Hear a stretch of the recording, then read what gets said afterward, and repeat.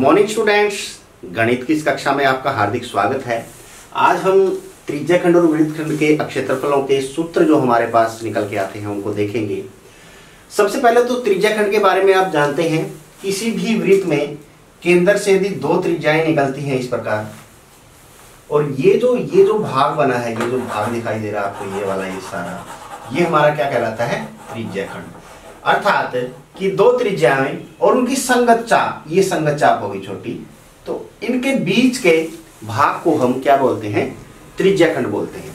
अब त्रिज्याखंड यहाँ पे दो बने हैं, एक त्रिज्याखंड ये बना है और एक ये भी तो बना है, ये संगत चाप, ये संगत चाप। यहाँ कोई पॉइंट यदि हम P ले लेते हैं, यहाँ कोई पॉइंट Q ले लेते हैं, और O, A और B ये पॉइंट है, तो एक त्रिज्याखंड हमारे पास बना है O A P B, और दूसरा त्रिज्याखंड हमारे पास बना है O A Q B।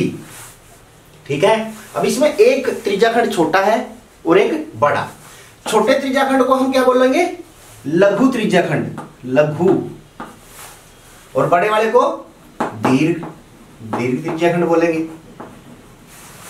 ठीक है ना। बड़े वाले को हम क्या बोलेंगे? दीर्घ त्रिज्याखंड, और छोटे वाले को लघु त्रिज्याखंड। इसी प्रकार जब हम वृत्तखंड की बात करते हैं, कोई भी एक जीवा वृत्त को दो भागों में बांटती है, ये जीवा होगी वृत्त की, तो ये जो भाग बच गया है नीचे वाला, ये हमारा क्या कहलाएगा? ये वृत्तखंड कहलाएगा। और इधर वाला बचा भाग भी वृत्तखंड कहलाएगा। जो छोटा भाग हमारे पास बचा है वो कौन सा वृत्तखंड है? जी हां, सही कहा, वो लघु वृत्तखंड है। और बड़े वाला दीर्घ वृत्तखंड हमारे पास हो गया। ठीक है ना। तो यहाँ पे ये लघु वृत्तखंड होगा और ये दीर्घ वृत्तखंड होगा।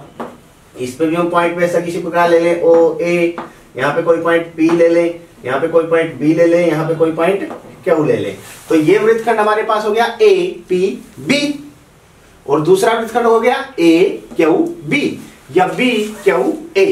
क्लियर है। अब देखिए, सबसे पहले त्रिज्याखंड की बात करते हैं। मान लिया कि ये त्रिज्याखंड जो हमारे पास लघु त्रिज्याखंड है उसमें एंगल थीटा है, कोण क्या है? वो थीटा है। ये कोण हमने ले लिया थीटा।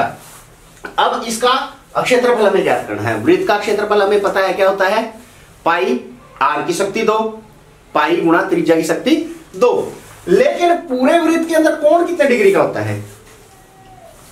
क्योंकि कोण दिया है तो कोणों के आधार पर ही अब हम इसको क्षेत्रफल को बांटेंगे। पूरा कोण कितने डिग्री का होता है? 360 डिग्री का। बिल्कुल सही कहा। और हमारे पास कोण क्या दे रखा है? थीटा। तो हम लिखेंगे कि कोण थीटा वाले त्रिज्याखंड का क्षेत्रफल। पहले थीटा वाले त्रिज्याखंड का क्षेत्रफल बोलेंगे। थीटा है हमारे पास, कुछ भी दे रखा है, बटे जो कुल कोण होता है वृत्त के अंदर वो कितना होता है? 360 डिग्री का, और उसके बाद गुणा में पाई r की शक्ति 2। ठीक है ना। क्योंकि ये पूरे वृत्त का क्षेत्रफल है, उसमें से जो कोण जितना हमें दिया होगा वो भाग बना दिया 360 में से, तो उतने ही भाग का क्षेत्रफल हमारे पास निकल कर आएगा। ठीक है। उसी प्रकार यदि हम निकालें कोण थीटा वाले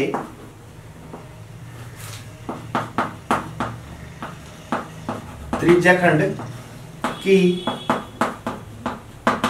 संगत चाप की लंबाई, संगत चाप की लंबाई यदि निकाले, संगत चाप की लंबाई मतलब ये वाली लंबाई, ये कैसे निकलेगी?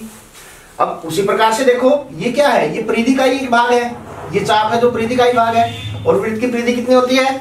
2 पाई r। बिल्कुल सही कहा। और इस थीटे को तो हमने बांटना आता है 360 डिग्री में, तो ये हमारे पास जाएगी थीटा बाय 360 डिग्री, डिग्री है ये, गुणा में 2 पाई r। ये परिधि से हमारे पास बट जाएगी। ठीक है। अब यहां से दीर्घ त्रिज्याखंड का यदि हमें क्षेत्रफल निकालना हो तो यहां से निकाल लेंगे दीर्घ त्रिज्याखंड, या त्रिज्याखंड का हम नाम भी ले लेते हैं। कौन सा है? O A Q B, O A Q B का क्षेत्रफल हम कैसे निकाल सकते हैं? हम निकाल सकते हैं इसको वृत्त का क्षेत्रफल। वृत्त के क्षेत्रफल में से क्या घटा दे? ये लघु त्रिज्याखंड का क्षेत्रफल घटा दे, वृत्त का क्षेत्रफल घटा लघु त्रिज्याखंड कौन सा है? लघु त्रिज्याखंड हमारा O A P B, O A P B का क्षेत्रफल। इसको हटा दे, या तो इसको हटा के लिख दे या फिर इसका ही एंगल हम निकाल ले। थीटा हमें ज्ञात होगा 360 में से घटा के इसका एंगल निकाल ले, तब भी हम इस सूत्र के द्वारा इसको आसानी से निकाल सकते हैं। ठीक है, अब हम वृत्तखंड की बात करते हैं। लघु वृत्तखंड, इसका क्षेत्रफल कैसे ज्ञात करेंगे? इसके लिए हम ओ ए और ओ बी को मिला लेते हैं। ठीक है, अब हम निकाल रहे हैं वृत्तखंड, कौन से वृत्तखंड का? ए पी बी का क्षेत्रफल। ये निकाल लेंगे। देखिए, ये निकालने का सूत्र अभी हम बनाएंगे यहां पे। कैसे?